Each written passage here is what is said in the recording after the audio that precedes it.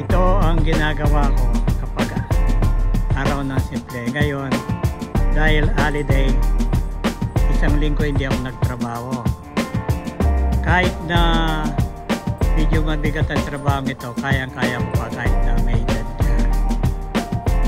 Alam niyo, sa December 3, 82 years old na ako. Pero dahil sanay ako sa hirap, hindi ko inintindi ang kapaguran na ito. Hanggang doon, lilinisin ko. Kaya ngayon naman, si Lola yan, nagwawalis. Binawalisan niya yung mga dahon ng halaman. Yan ang ginagawa ko. Ito, medyo marami pa. Hanggang dito pa lang nalinis ko. Hanggang doon, sa tabing bakod. Yung mga mahabang damo na yan, kaya kong linisin yan. Kahit na matanda na yon, kayang gumawa ng mabigat na trabaho dahil sanay kami sa hirap. Ang pamilya namin talagang mahirap noon. Kaya lang, dahil sa pagsisikap, nakapagtapos yung mga anak ko. 6 sila. Yung 4 na babae mahilig sa pag-aaral.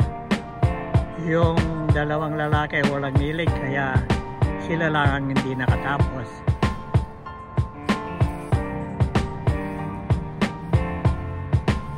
Yan, kaya dahil sa pagsisikap, ayan ang nangyari sa amin. Isipin mo nga, kung kahapon lang na mananahi kami, ngayon nandito na kaming nagpapaligaya sa California. Ay nako, talagang ang buhay hindi mo matatawaran ng kapularan. Ayan, malaki ang kwan namin. Ito, inubos na ni Lola yung mga bunga ng mga orange. Pinipiga.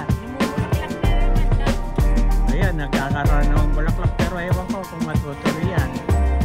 Tutuloy yan? Sa palagay mo, Lola, matutuloy ba? Oo, dami. Yan ang mga puno ng orange.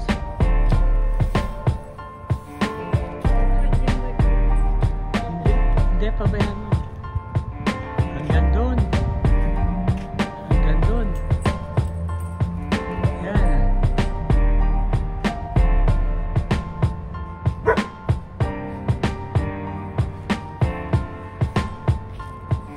Kung sino man nakakapanood sa kwanda ito, kumusta na lang kayo? Ito ang mangyayari sa amin. Dahil matanda na kami, ini-enjoy na namin ang uling buhay namin dito. Magpapasalamat kami kung aabot pa kami ng 97. Maraming salamat sa Panginoon kapag umabot kami ng 97.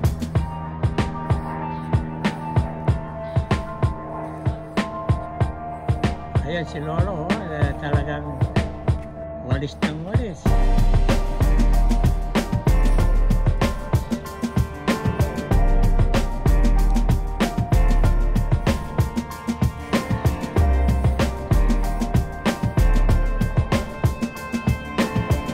Tinitirahan namin.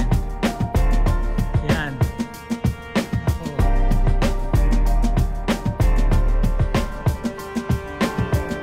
Kaya lang nandun na yung para sa yung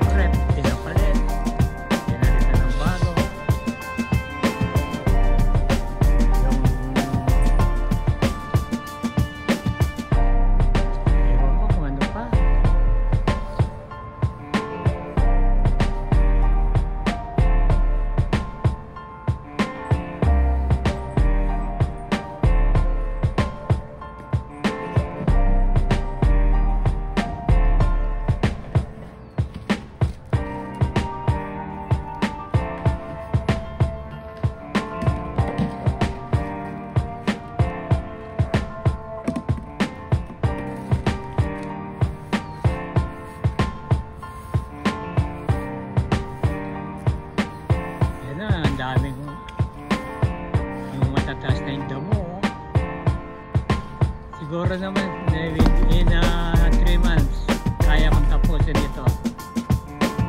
Hanggang doon kaya kong bunutin. Hindi na ako naniniwala. O si Isi. Drogo, where are you?